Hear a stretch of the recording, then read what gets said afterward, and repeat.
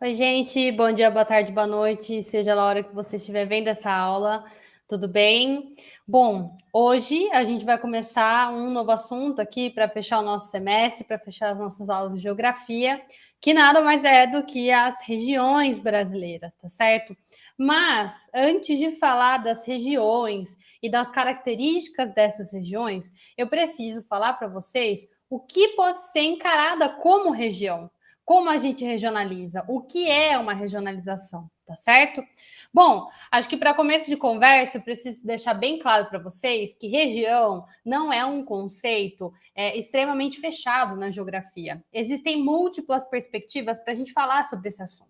Existem autores que historicamente estão ali criando novas formas de conceituar e de também caracterizar e delimitar o que seria uma região para a geografia, né? Então a gente parte desde uma compreensão de que a região é a soma de várias partes, né? Então a soma dessas partes também vai dar um todo muito complexo de relações.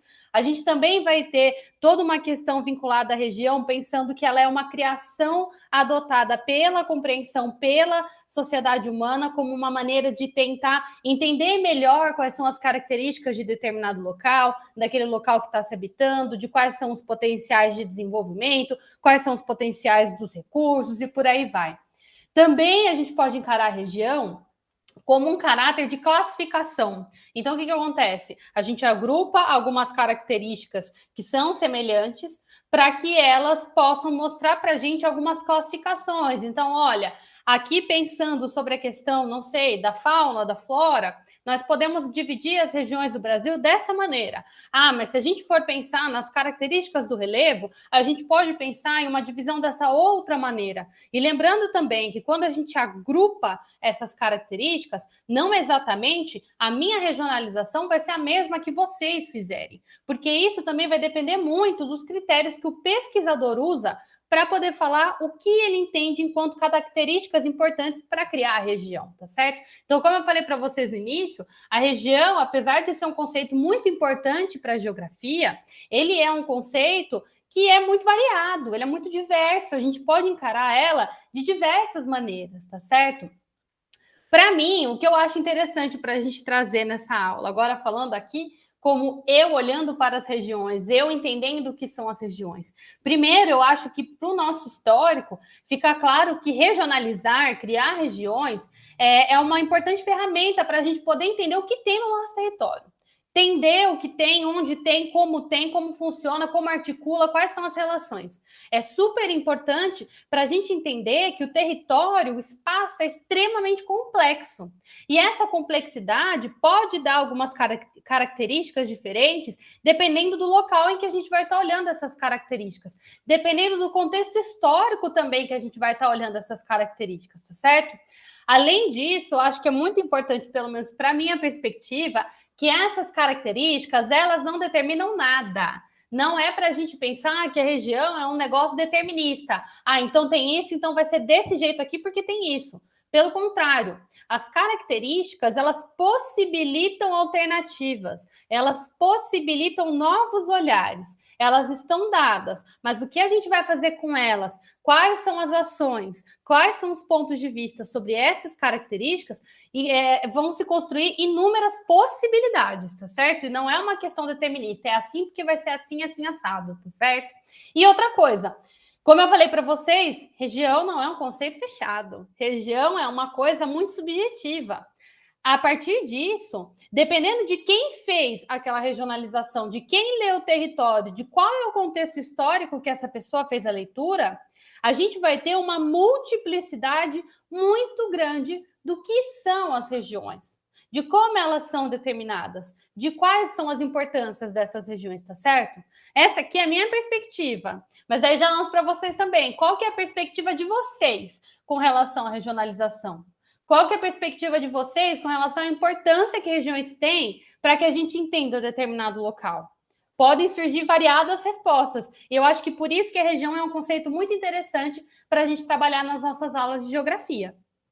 E aí, pessoal, existem vários exemplos, né, que a gente pode usar para falar de regionalização. A gente pode falar de regionalização através das divisões dos continentes, tá certo? Que sim, é uma forma de se regionalizar.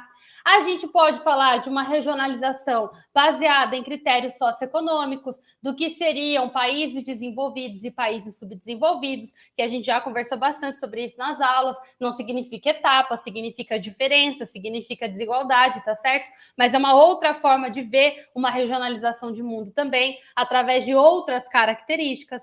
A gente também pode dividir as regiões através de idiomas, através de etnias, através da forma de falar sobre determinada coisa. A gente pode dividir as regiões a partir de um contexto histórico de formação, de ocupação, de desenvolvimento econômico, de industrialização, de concentração populacional. Existem variadas formas da gente poder olhar um único território e regionalizar várias regionalizações dentro de um único local, de um único território, de um único limite de fronteiras aí, pensando nessas propostas, nessas perspectivas que a gente pode ter quando a gente fala das regiões.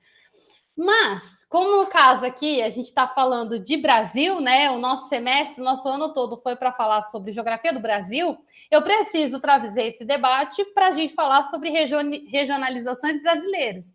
E acho que para qualquer tipo de conversa que a gente tenha com relação a isso, para iniciar qualquer conversa, é muito importante que eu diga para vocês que o IBGE, o Instituto Brasileiro de Geografia e Estatística, talvez seja um órgão mais importante que nós temos na história do país para entender essa complexidade das regiões, para entender e conhecer quais são as características e as possibilidades que nós temos no território brasileiro. O IBGE, ele é criado em 1934, que é um período super importante para a gente entender algumas mudanças e transformações que nós estávamos tendo no território brasileiro. É um contexto de forte industrialização de base, de forte reconhecimento nacional, de uma tentativa de uma unidade nacional, então uma forma de se juntar, se agregar ao território em prol de um projeto político-econômico naquele contexto. E o IBGE, ele cai como uma luva nisso tudo, porque ele é uma ferramenta, ele é uma instituição extremamente importante para conhecer o território. Se eu quero ter uma unidade de Brasil, é importante que eu conheça as características que existem no território brasileiro. Até hoje, o IBGE é o principal instituto para a gente entender qual é o comportamento da população, qual é o comportamento das questões econômicas, qual é o comportamento das questões sociais, culturais. O IBGE até hoje faz aí os seus recenseamentos, os seus censos, né? A cada 10 anos aproximadamente. Infelizmente, nós não tivemos o último censo e, na realidade, a gente está tendo ataque atrás de ataque com relação ao IBGE, mas ele é super importante e a gente precisa defender a importância dele para a gente entender as características que temos no território brasileiro. Sem o IBGE, a gente fica no espaço em branco, a gente fica sem informação, a gente fica silenciado dentro da nossa dinâmica e a gente nem sabe o que vai estar acontecendo e como o nosso território ele vai estar se comportando no seu desenvolvimento histórico, social, cultural e por aí vai. Bom, é importante falar, né, que a primeira proposta de regionalização que o IBGE vai estar colocando aí para território nacional, ela surge na década de 1940. Então, vejam só, ele vai ser criado em 34, a primeira regionalização do IBGE surge em 1940. E aí é interessante a gente observar que nessa primeira regionalização, quais foram os critérios que eles utilizaram para poder regionalizar? As características naturais, principalmente, levando em conta relevo, clima e vegetação. Olha só que interessante. Nesse contexto, era muito mais importante conhecer essas características naturais do que qualquer outra característica. Por que era importante? Por que era estratégico? Porque essas características naturais iam mostrar as possibilidades de ação do Estado brasileiro no território. Ia mostrar quais são os potenciais com relação à exploração dos recursos, com relação à exploração, à expansão, na realidade, das ocupações, sejam urbanas, industriais. Olhem só como a regionalização também mostra para a gente qual é o projeto por trás dessa regionalização em determinado contexto, em determinado projeto político-econômico que essa regionalização ela é criada, tá certo? Hoje, o IBGE ele já vai começar a trazer outros critérios, né, principalmente critérios socioeconômicos e demográficos, para que haja uma organização mais estatística das características da população brasileira. Então, vejam, né, como houve uma evolução também. A regionalização não é um critério fechado, rígido, que tem que ser assim, ponto final.